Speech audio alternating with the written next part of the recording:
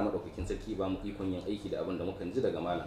Akar maka barka da zuwa wannan fili namu. Assalamu alaikum wa rahmatullahi wa barakatuh. Wa alaikum assalam wa rahmatullahi wa barakatuh. Innal hamdalillah nahmaduhu wa nasta'inuhu wa nastaghfiruh. Wa na'udhu billahi min shururi anfusina wa sayyiati a'malina.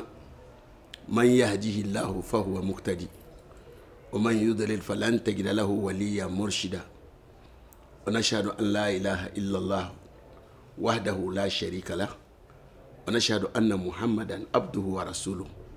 Allahumma fasalli wa sallim ala nabiyina Muhammadin wa ala alihi wa sahbihi ajma'in. Yan wa al'umma manzo Allah sallallahu alaihi wasallam, tabbas mai hankali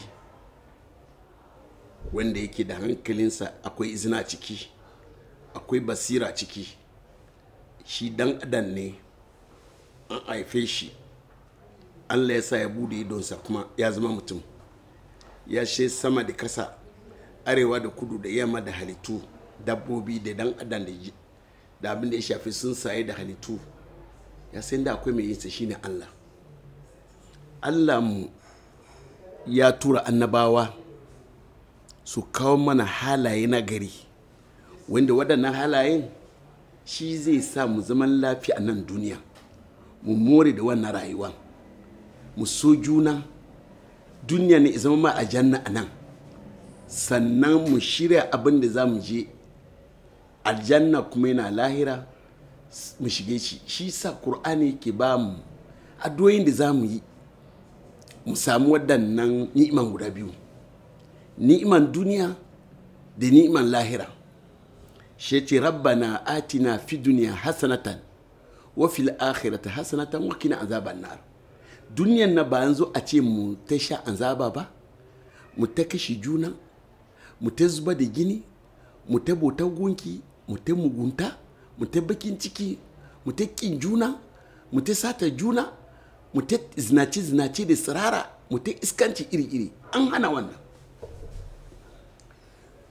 Allah ya nuna mara yanzu wata rayuwa da mun yi za mu so juna, za mu zama lafiya.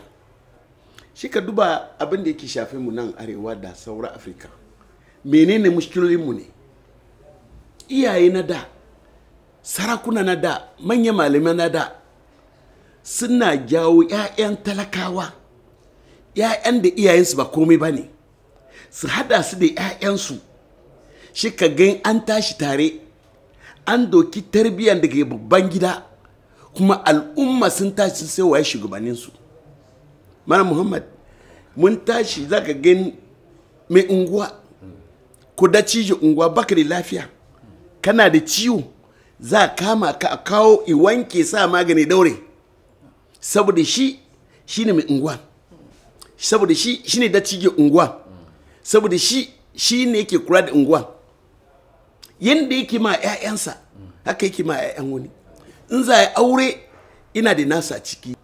Ana gamawa sakandare wanda duk duniya, wannan sakandare shi ke sa mutum ya shiga jami'a.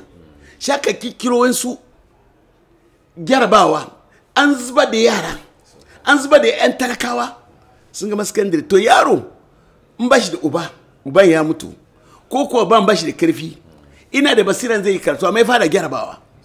Me zai yi? Kwaya, sata, kin al'umman da yake tare da su.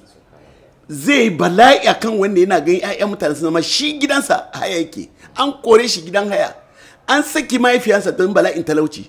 Ai Malam Muhammad, kuna zaune kullun sakin da ake nan ba yunwa ba ne?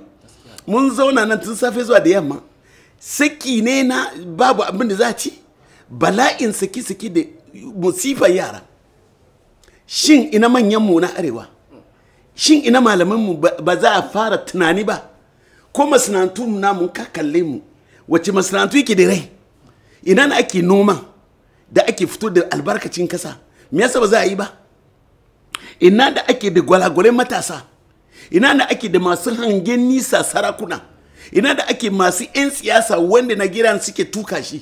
Ina ne malamai masu wazi? Ina masu hankali a cikinsu?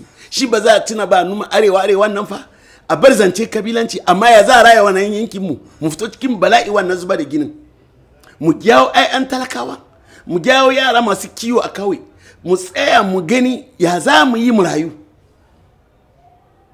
amma tunanin da muke na tafiya shi siyasa ya taso ko ya tashi muna ta mutuwa masana'anta bam da shi yara na gyan suna shan kwaya yan mata sun duba madubi ta gan fara ce za ta je ta ringe waka sirara shi ka ce siraran shine mu media mu duk da ka gan bahaushe ko ba flatana in tana media ba ta nuna cewa ita asali ga hijabinta ga mutunci ba wannan shi na gabanta ba sirara ta sa kaya lebi arabiya nan ka gani ta fadi daga kafa a ce ita yar iska ce duk wannan nan Allah yana kallon mu ga kwaya to muna tafiya fa aina nazab ina ne zan tafi me muke bukata shin bai lokaci bai saba a sarki musulmi ita tattauna da sarakuna shin lokaci bai saba a tattauna da malamai shin lokaci bai saba irin sun amin danta ta Allah ya ma albarkacin rayuwansu masu gina ilimi da jami'oyi da al'umma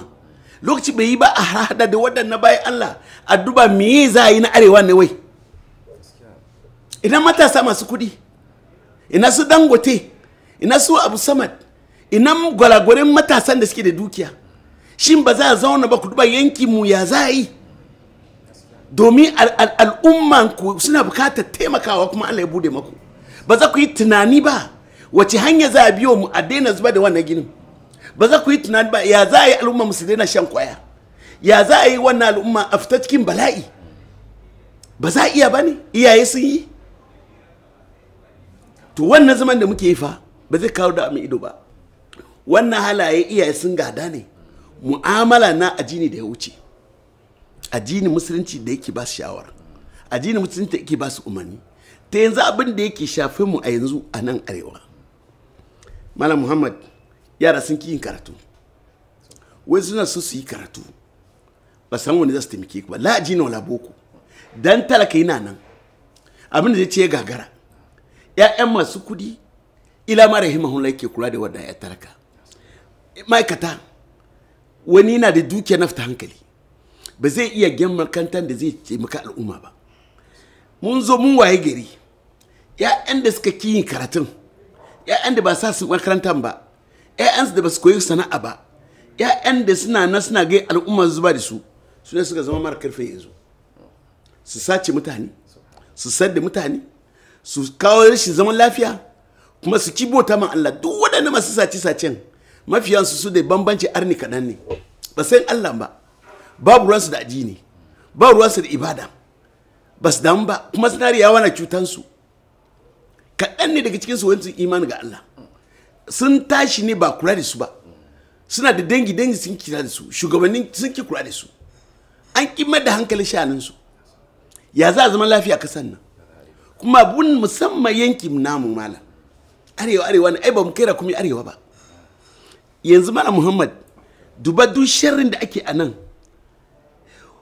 Allah ya ba mu gwalagwalen al'umma na sarakuna da ciyawa na masu kudi da 'yan siyasa da malamai da talakawa kuma masu basira da matasa shin ba zan tuna ba shin fitinan da muke ciki na zance arewa nan a bar zancen siyasa da kabilanci ni ba ruwa da wani mutum ce arewa ko kudu yamma duk wanda zai rike kasan ya kawo zaman lafiya shine naka cewa tefa ta kashe dan arewa tefa ta kashe dan kudu wannan ba shi na gaban ba menene mutum kirki menene salihin mutum wanda zai tosa ma al'umma wanda zai gyawo jama'a zuwa alheri duniya da lahira shine mutum kabilanci da cewa wani kaza ko wani kaza mun gani